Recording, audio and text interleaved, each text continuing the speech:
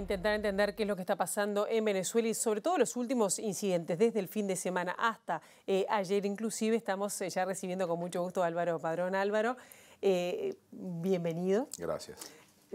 Hablábamos antes de comenzar, fuera de aire, decimos, cuando hay un problema con Venezuela te llamamos, ¿no? Sí, o Brasil. O Brasil. También me tocó ese trago amargo. Pero es increíble. Vamos a repasar lo que pasó el fin de semana con esa, digamos, fracasado ingreso de ayuda humanitaria, que desde la ONU se ha visto como un operativo político, que sí lo fue, porque era ver quién ganaba la pulseada, si Maduro o Guaidó.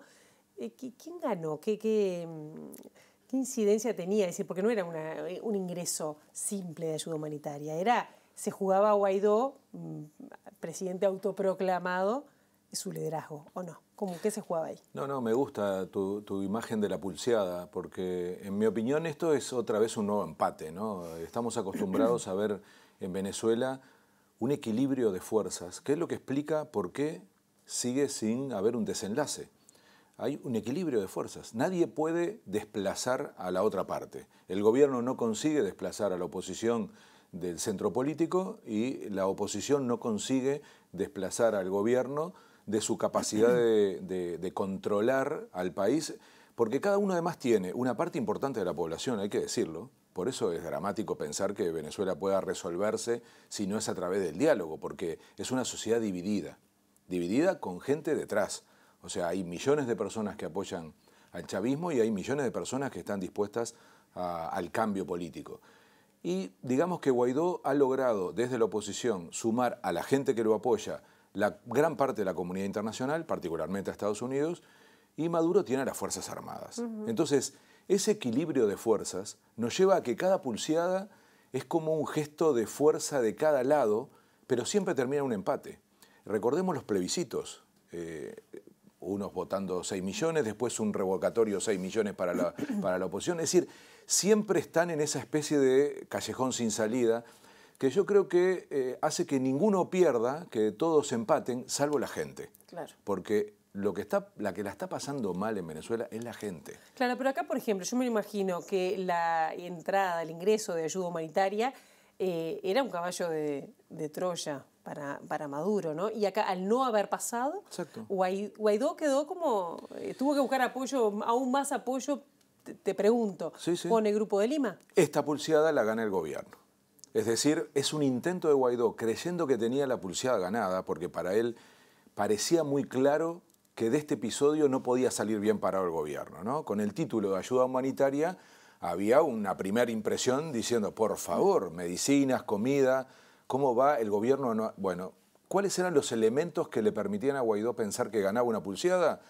Si se rompía la lealtad de las Fuerzas Armadas, que era relativamente probable. Él apostaba a que en una situación tan crítica y donde hubiera una cercanía tan fuerte, hay que mirar las imágenes, ¿no? De ese primer frente de la Guardia Civil venezolana, enfrentando a la gente, a gente que es de su país. Que ese efecto era muy fuerte y hubo mucha apuesta de que iba a ser demoledora la, digamos, pasada de militares hacia... Fueron 300, sí, fueron 300. Insignificante en términos de cantidad y sobre todo del peso de los militares, porque hay una cuestión de jerarquía. Entonces, si le sumamos a eso que tampoco hubo un caos social, y recordemos el Caracazo, que fue un episodio que generó un cambio radical de gobierno en la historia de Venezuela, tampoco hubo ese estallido social. Entonces, la combinación de estas dos cosas demuestra que al final triunfa el gobierno en esa pulseada. ¿Qué alternativa tenía Maduro? Maduro tenía la alternativa... No tenía alternativa. Él se vio obligado a esa pulseada. Esa pulseada no la eligió él, la eligió Guaidó. Por eso Guaidó se negó tanto al diálogo en las últimas 3 semanas, porque él sabía que tenía una bala todavía por gastar, que era muy potente en términos de, repito, ese título de ayuda humanitaria, que aprovecho a decir que hay un nivel de hipocresía en la comunidad internacional increíble, ¿no? Porque las toneladas de ayuda humanitaria son aproximadamente 20 millones de dólares. Y el bloqueo económico a Venezuela implica por año 25.000 millones de dólares. O sea, es muy fácil vender esta idea de solidaridad internacional cuando se está generando una cifra tan ridícula.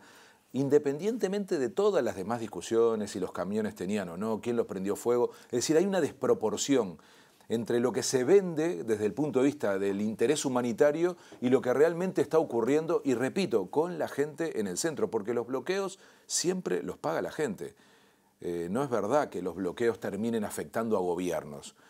Termina ni siendo, las guerras, los que mueren son las personas. Está demostrado en el mundo eso. Sí, sí. Entonces, hay que evitar siempre el conflicto, sea militar o sea económico, por el lado del bloqueo. El mejor ejemplo es Cuba, ¿no? Que cuántas décadas hace que la bloquean y definitivamente no es el mecanismo para cuestionar un gobierno. Pero yo insisto mucho en esto del empate, porque nos permite ver o hacernos la pregunta de cuál es la salida. Ese empate, te pregunto por esto, porque a mí me llamó la atención, capaz que no te llamó la atención a ti, pero me llamó la atención la resolución del Grupo de Lima, que si bien fue dura, de alguna manera dijo, bueno, de alguna manera no, lo dijo, que no apoyará una intervención militar, que fue como un cambio, ¿no? Sí, sí, triunfaron los sectores moderados del Grupo de Lima. Otra cosa, eso fue como, me pareció que fue un cambio, porque totalmente podía haber ganado la posición de Estados Unidos. Sí, sí. Y de Guaidó. Y de Guaidó, que quieren ir a la confrontación. No descartar ninguna hipótesis, ¿no? O sea, exacto. Entonces, fue un cambio, y por eso te digo, para mí la pulseada se volcó más para las dos. Y ahí empezamos a entender algunas de las cosas que están pasando. Primero, no hay homogeneidad en nadie, ni en el gobierno venezolano, han ido ganando los sectores más radicales del gobierno, en la oposición también, lo cual en este caso debilita a Guaidó. Recordemos que Guaidó viene del mismo sector político que López, que también era del ala más radical de la oposición. No es el caso de Capriles, de otros. Entonces, esto va a generar ruidos dentro de la oposición, como también hay ruidos dentro del gobierno, y por lo tanto no hay posiciones rígidas. Tampoco en el Grupo de Lima, tampoco en el mecanismo de Montevideo, ni en el Grupo Contacto Internacional. Es decir, todos estamos cruzados por una interpretación compleja de la realidad. Lo que hay acuerdo, por lo menos hasta ahora, salvo Estados Unidos quizás, es que no a la intervención militar. Estados Unidos tampoco tiene homogeneidad. Esta decisión sobre la no intervención tiene mucho más que ver con el Pentágono que con el gobierno norteamericano. Sí, porque ¿de quién van a ser los soldados, las armas? Muy buen punto. Porque todos saben que al final, para enfrentarse en Venezuela al gobierno actual, se enfrentan a los militares, no a Maduro. Y el que lo tiene más claro es Hamilton Mourão, el vicepresidente de Brasil, que es un general que cada vez tiene más poder. Un día volveré a hablar de Brasil aquí y veremos lo que ha cambiado de aquella etapa que hablábamos del triunfo de Bolsonaro. ¿Qué es hoy el gobierno brasilero? Y bueno, gran parte del gobierno brasilero se explica por su vicepresidente, militar, general, de mucho más alto rango que Bolsonaro, que estuvo presente en el Grupo de Lima y claramente dijo: no van a ser mis militares los que se enfrenten a los militares venezolanos. ¿Por qué? Porque es una frontera y porque son militares. Y porque el poder real en Venezuela lo tienen los militares. Casi la mitad del gabinete son militares, tienen poder político y poder económico, y son los que están sosteniendo al gobierno actual. El día que decidan soltarle la mano a Maduro, eso cambia. Por eso es muy importante el diálogo. Por eso no hay forma de resolver esto con más polarización, que es el ejercicio del Grupo de Lima o de quienes se adhieren de manera crítica al gobierno de Maduro. Es decir, esas dos versiones, que son las que están instaladas primero dentro de Venezuela y luego en la comunidad internacional, no tienen solución. La solución es el diálogo, aunque nos cueste pensar que es viable. Y está, digamos, Maduro, no Nicolás Maduro, el pueblo de Venezuela, para llegar a un diálogo que finalmente lo haga salir de la crisis? La mayoría sí, el problema es que no tiene voz la mayoría. La mayoría del pueblo venezolano quiere... Sí, votaron y de vuelta, en un empate. Entonces, y el voto tiene que ser la solución definitiva. Mi punto es, ¿cómo se desplazó totalmente algo que pasó la semana pasada? Y por eso vuelvo al Grupo de Lima, que es el Grupo de Contacto Internacional que se reunió en Montevideo. No me refiero al mecanismo de Montevideo, que está relativamente paralizado. El Grupo de Contacto Internacional tuvo más efecto, porque es más plural. Es el de la Unión Europea. El de la Unión Europea con Uruguay. ¿Cuál es la razón que es más plural? Porque entraron países, una potencia como la Unión Europea, y esto tiene mucho que ver hoy con el juego de las potencias mundiales, ¿no? No nos olvidemos que China y Rusia y Turquía...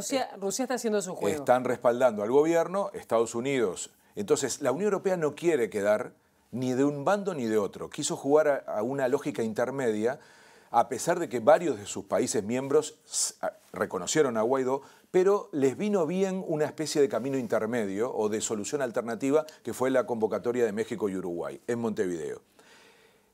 Nadie puso atención o se conoció muy poco que la semana pasada hubo una visita del Grupo de Contacto Internacional a Caracas, que se reunieron con las dos partes y las dos partes aceptaron reunirse.